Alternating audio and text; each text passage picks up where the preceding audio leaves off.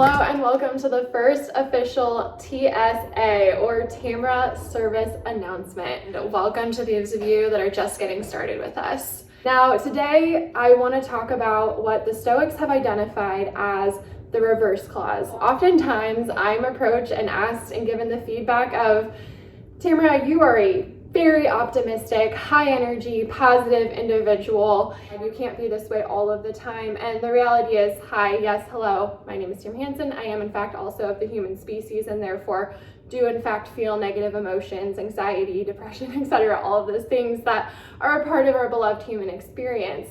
And so as a result of that, I've gone down my own journey of exploring and creating certain systems within myself. I believe the human body, much like a machine, is programmable. So I've put systems and ideas and beliefs in place to ensure that the majority of the time, I am a joyous, grateful, seeking to help other human beings type of person. One of the things that has been hugely instrumental in this is understanding the reverse clause. Now, it's a super simple concept, and I'll actually turn to the way that Ryan Holiday, who published the Daily Stoic, reverse clause, what is it?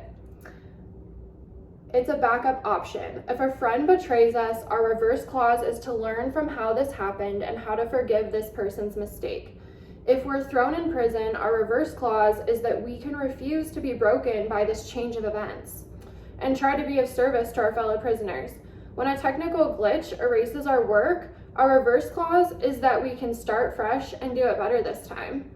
Our progress can be impeded or disrupted, but the mind can always be changed. It retains the power to redirect the path. So like water, you are redirecting the flow. So this reverse clause can be used, as Ryan shared, in dire circumstances like imprisonment, isolation, disease, etc. This is an opportunity for me to find new ways to learn and heal my body, turning your pain into power, which, if you're not a fan of euphemisms, I completely understand, but take the example of, let's say, a past addict has now turned their life over and committed themselves to helping as many people heal from addiction as possible. I think another really common example that we can look to is the idea of turning your pain into power, right? It's the same idea as a reverse clause. That is someone finding a reverse clause or a loophole, if you will.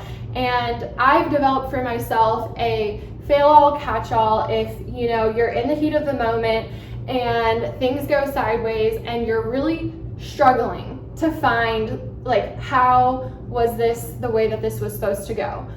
And if I find I'm stuck and I can't get off this one circumstance, situation, thought, idea, whatever it is, I say to myself, I don't get to know right now.